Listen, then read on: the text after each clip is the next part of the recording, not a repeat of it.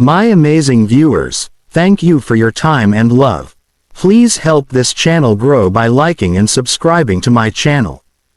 God bless you richly. In the heart of Lagos Island stood a magnificent white mansion with tinted windows and tall iron gates that screamed money. It belonged to Jane Okafor. At 38, Jane was everything society admired: beautiful, brilliant, wealthy, and feared. She was the youngest female executive director at Crown Dominion Holdings, a multinational investment company. She owned properties in Ikoyi, Lekki, Abuja, and even Dubai. But despite all her success, people whispered one thing behind her back. She is wicked, and they said it because of how she treated her housemaid. Every morning, neighbors would hear her sharp voice.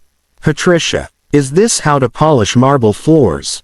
Are you blind?" "Yes, madam. I'm sorry, madam." The woman would kneel, always kneeling, always apologizing, always quiet. Patricia. She was 56. Calm eyes, soft voice, dark flawless skin. She never argued, never rolled her eyes, never complained. Jane would sometimes splash water near her feet, correct her in front of visitors. And Patricia, she would bow her head and say softly, "I'm sorry, madam." Jane's friends hated it, especially Vivian. Vivian was Jane's junior colleague at the office. 32 years old, ambitious, bitter, smiling outside, venomous inside. One afternoon after work, Vivian visited Jane unexpectedly. Jane shouted from upstairs, "Patricia, why is this juice warm? Must I tell you everything?" "I will replace it, madam." Vivian frowned. Later in the kitchen, she cornered Patricia. "Why are you still here? That lady treats you like trash." Patricia smiled gently. "It's okay, Ma. It's not okay. You're educated. You can find better work. I don't have options." Vivian studied her. Strange woman. Too calm. Too loyal. Suspiciously loyal. Every evening without fail, something unusual happened. Once Jane returned from work, exhausted and tense, Patricia would bring warm water infused with lavender oil. She would sit at Jane's feet and massage them, slowly, carefully. Jane would close her eyes. Sometimes tears would slip from her face. And Patricia would whisper softly, "Breathe, dear, breathe." But once footsteps echoed near the living room, Jane would instantly switch. "Don't press so hard. Can't you do anything properly?" Anyone watching would think she was a monster. But no one ever stayed long enough to see what happened after the shouting. They never saw Jane reach down secretly and squeeze Patricia's hand. They never saw the silent understanding in their eyes. Because what the world didn't know was that Patricia was not just a maid. One afternoon, Jane's colleague Vivian stormed into the kitchen again. "Why are you still working here?" she whispered angrily. Patricia continued washing plates. "It's okay. It is not okay. She insults you like you are nothing." Patricia smiled faintly. "I don't have options." Vivian frowned. "That's what abused people always say." Patricia paused briefly, then continued washing. Vivian left the kitchen shaking her head. "She is either foolish or pretending," she muttered. As usual, when Jane returned from work, exhausted and tense, she would sit on the cream leather couch in the private lounge. Patricia would bring warm water, close the doors, draw the curtains, and then she would kneel and massage Jane's feet. Gently, carefully. Sometimes Jane would close her eyes and remain silent for long minutes. Sometimes she would sigh deeply. Once, the security man passed by the half-open curtain and saw Patricia wiping tears from Jane's face. But the moment footsteps were heard outside, Jane's tone would change instantly. "Can't you even massage properly? Must I complain about everything?" "Yes, madam," the act resumed. Always perfectly timed, always convincing. Too convincing. Vivian was not just angry. She was jealous. Jane was about to be promoted to managing director. That position was everything Vivian had been secretly fighting for. And she knew she could never beat Jane fairly. So she chose another path. One evening, she invited Patricia to a quiet lounge in Yaba. "I want to free you," Vivian said softly. Patricia remained silent. Vivian leaned closer. "There is a substance, a gradual toxin, no smell, no taste. When taken in tiny doses, it weakens organs slowly." Patricia's hand stiffened slightly under the table. "I don't understand." Vivian slid an envelope across the table. Inside, 1,000,000 naira. "There is more where this came from." She brought out a small bottle. "Add just a little to her food every day." Patricia's breathing slowed. "She will become weak. Doctors will blame stress. And if she dies?" Patricia asked quietly. Vivian's eyes hardened. "Then it is God's will." Patricia stared at the bottle. "At the money." "At Vivian. I will think about it." Vivian smiled in satisfaction. That night, Jane came home unusually tired. Her shoulders were heavy, her eyes red. Patricia watched her carefully. "Madam, should I make pepper soup?" Jane nodded without speaking. Later in the kitchen, Patricia placed the soup on the counter. She opened her purse slowly. The bottle was inside. Her hand hovered over the pot. "Just one drop." That was all Vivian said. "One drop daily." She stood there for almost 5 minutes. Then slowly, she opened the lid, but instead of pouring it inside the food, she poured it into the sink and washed it away. But that wasn't the end. She refilled the bottle with harmless flower water and sent Vivian a message.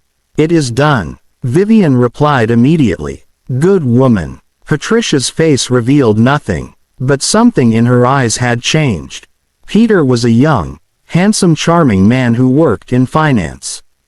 Soft-spoken and attentive, he began escorting Jane to her car, bringing her coffee, defending her during board meetings. Jane began smiling again. For the first time in years, she allowed someone close. Patricia noticed, and she did not like it. "Be careful," she warned one evening. Jane snapped. "You always see danger everywhere." "I just don't trust him." "You don't trust anyone." Jane was tired of being single. 38 in Nigerian society was not easy. Whispers had started. "She is too proud. No man can handle her. She will grow old alone." After 8 months of dating, Peter proposed. Jane said yes. Patricia watched from a distance. After Peter proposed that night under the golden glow of candlelight and soft violin music floating across the private waterfront restaurant, Jane felt something she had not felt in years. Safe. She looked at the diamond ring resting on her finger and whispered to herself, "Maybe this is finally my time." Peter held her hands tightly across the table. "I will love you forever, Jane," he said gently. "Not because of what you have, but because of who you are." Jane searched his eyes. For years, she had been surrounded by men who saw her wealth first and her heart last. But Peter seemed different. He was patient, calm, understanding. "I'm not an easy woman," Jane warned softly. He smiled. "I don't want easy. I want real." That night, Jane returned home glowing. Patricia noticed immediately. "You said yes," Patricia stated quietly. Jane nodded. "Yes." Patricia's hands paused briefly while arranging flowers on the dining table. "Are you happy?" Jane looked down at her ring again. "Yes, I think I am." Patricia gave a small nod, hiding the storm of thoughts behind her calm expression. The engagement period was beautiful. Peter became even more attentive. He sent flowers to Jane's office every Friday. White roses, always white. He would walk into board meetings with quiet confidence, making sure to open doors for her. At corporate dinners, he stayed close, protective but not possessive. Colleagues began to talk. Maybe Jane is not so cold after all. They look perfect together. Even Vivian, hiding her true intentions, congratulated Jane with a tight smile. "You deserve happiness," Vivian said sweetly. Jane believed her. Peter took Jane out often. Beach walks at night, long drives along Lekki Eep Expressway, private dinners in rooftop lounges. They laughed more. Jane began sharing stories about her childhood, how she had to grow up fast after her father died, how loneliness followed success like a shadow. Peter listened carefully. "I will never let you feel alone again," he promised one evening as they sat watching the ocean waves crash against the rocks. Jane leaned her head against his shoulder. "Promise." "I swear it." And for the first time in a long time, Jane believed someone. Love softened her. At work, she smiled more. At home, she shouted less. Though the act between her and Patricia remained in public, the tension slightly reduced. One night, Jane stood before the mirror in her bedroom, trying on a soft pink dress Peter had bought her. "Do you think he truly loves me?" she asked quietly without turning around. Patricia stood behind her. "Do you love him?" Jane hesitated. "Yes." "Then love bravely," Patricia replied softly. Jane turned to look at her. There was something unusual in Patricia's eyes that night, something protective. The wedding planning became the talk of the elite circle. Jane wanted something classy but not noisy. Peter insisted, "You deserve a grand celebration." A high-end event planner was hired. The color theme was champagne gold and ivory. The guest list included corporate leaders, politicians, investors, and close friends. Jane's mansion transformed into a planning headquarters. Designers walked in and out. Tailors came for fittings. Caterers brought samples. Peter attended most meetings, always holding Jane's hand under the table. "We're building our future," he would say softly. He insisted on choosing the wedding ring himself. "I don't want something flashy," he said. "I want something eternal." Jane admired his taste. Late at night, when everyone had left, they would sit in the living room with wedding magazines scattered across the table. "Can you believe we're doing this?" Jane would whisper. Peter would pull her close. "In a few weeks, you'll officially be mine." She would smile shyly like a teenager. Private conversations. During their engagement, Peter began spending more time at the mansion. Sometimes he slept over in the guest room. Jane felt comforted having him around. One rainy evening, electricity went out briefly due to a storm. They lit candles in the living room. Jane sat close to him on the couch. "What if this doesn't work?" she suddenly asked. Peter tilted her chin gently. "Why would you think that?" "Because everything good in my life always comes with a price." Peter held her face firmly. "I am not a price. I am your blessing." She closed her eyes, and for the first time, she kissed him first.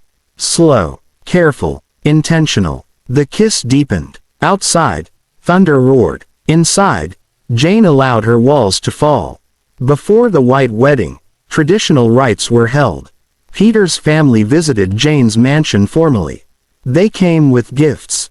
Coconuts, wine, fruits, symbolic bride price items. Jane wore a richly embroidered traditional attire in gold and coral beads. Peter couldn't stop staring at her. "You are the most beautiful woman here," he whispered. Jane's heart swelled. The families exchanged pleasantries. Peter's mother hugged Jane warmly. "We are happy to welcome you." Jane felt accepted. It meant everything. After the ceremony, music played softly. Guests danced. Peter pulled Jane aside. "Next time we dance like this, you'll be my wife." She smiled. "I can't wait." The wedding day arrived bright and glorious. The church was decorated with white lilies and golden drapes.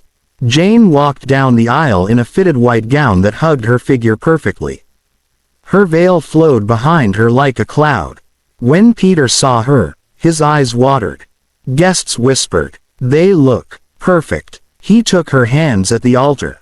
The pastor asked, "Peter, do you promise to love Jane in sickness and in health, for richer or poorer, until death do you part?" Peter did not hesitate. "I do. And Jane, do you promise?" "I do," she said before the pastor finished. The congregation laughed softly. Rings were exchanged. Vows were sealed. They were pronounced husband and wife. Applause filled the church. Jane felt like she was floating. The reception was grand. Crystal chandeliers sparkled overhead. Live band played romantic tunes. Peter refused to leave Jane's side. During their first dance, he whispered, "From today, you are never alone." She smiled. "Forever, forever." They cut the cake together. Fed each other gently. Guests toasted to their future. Vivian smiled from her table. Patricia stood at a distance, watching quietly. They planned a short honeymoon trip. Before leaving, Peter officially moved into Jane's mansion. His clothes were arranged in the master bedroom closet. His shoes lined neatly beside hers. Jane felt complete. That first night as husband and wife in the mansion felt magical. She walked him around the house like she was introducing him to a new world. "This is our home now," she said proudly. Peter wrapped his arms around her waist. "And we'll fill it with laughter." They talked about children. "Maybe one or two," Jane said shyly. Peter kissed her forehead. "We'll see what God gives." Marriage suited Jane. She became softer, happier. They ate breakfast together most mornings. Peter would help adjust her necklace before work. He drove her sometimes, insisting, "Let me take care of you." At night, they lay in bed discussing future investments, travel plans, maybe expanding the business. Jane felt secure, loved, chosen. Peter played his role perfectly. He prayed with her occasionally, held her hand in public, called her, "My queen." The mansion felt different with a man's presence. Staff treated him respectfully. He acted kind to Patricia, still giving her small gifts. "Thank you for taking care of my wife," he would say politely. Jane appreciated his kindness. "You see," she told Patricia once, "he's different." Patricia only nodded. One late night, Jane woke up and found Peter sitting at the edge of the bed, staring into the dark. "Can't sleep?" she asked softly. He turned and forced a smile. "Just thinking about how lucky I am." She wrapped her arms around him from behind. "You deserve happiness too." He held her hands tightly. "Yes," he said quietly. "I do." Jane did not notice how his eyes shifted toward the closed door. She only saw the man she loved. One evening, weeks after moving in, they stood on the balcony overlooking the city lights. The air was cool. Jane rested against the railing. "Promise me something," she said. "Anything. If anything ever happens, if life becomes hard, don't turn against me." Peter stepped closer. "I would never betray you." She smiled with relief. He lifted her chin and kissed her slowly. "Forever, Jane, I am yours." Below them, Patricia watched quietly from the garden. Her face unreadable. Jane believed she had finally found love. She believed the man beside her was her safe place. She believed the promises spoken at the altar were sacred. She believed moving him into her mansion meant building a future together. She believed forever had finally started. If only she knew. If only he knew. However, Peter noticed something strange. Despite Jane's harsh tone, Patricia never looked broken. Only observant. So he decided to use what he thought was Jane's weakness. He began showing kindness to Patricia. Small gifts, money, soft words. "You deserve better," he whispered one afternoon. Patricia lowered her head. "Thank you, sir." Each time Jane scolded Patricia in his presence, Peter would defend her. "Jane, don't be too harsh." Jane would glare at him. "This is my house." Peter pretended to be concerned. But inside, he was calculating. He believed Patricia could become his ally. Because he had secrets. And he needed someone inside the house. But what Peter did not know was that Patricia already knew about his private meetings with Vivian. She had followed him once. She had seen them at a hotel lobby. She had recorded part of their conversation. "Once we marry, we move the funds gradually," Vivian had whispered. "And when she's weak enough, it will look natural," Peter replied. Patricia stood outside the corridor that day, listening, breathing slowly, eyes cold. 2 weeks after the wedding, something strange happened. Jane fainted at work. Doctors blamed stress. Vivian acted shocked. Peter pretended to panic. Patricia remained calm. Too calm. Because she knew something others didn't. Jane had not eaten outside food for weeks. Every meal passed through Patricia. Patricia had never added poison. So why was Jane weak? Who else was planning something? One midnight, Peter tiptoed into the kitchen. He thought everyone was asleep. He opened a cabinet and slipped something into a container. He didn't notice the small red light blinking from the smoke detector above. Camera. Installed quietly 2 months ago. Patricia was watching from her room. Her face did not change. She picked up her phone and pressed record. The game had just turned. The next morning, Jane drank her tea.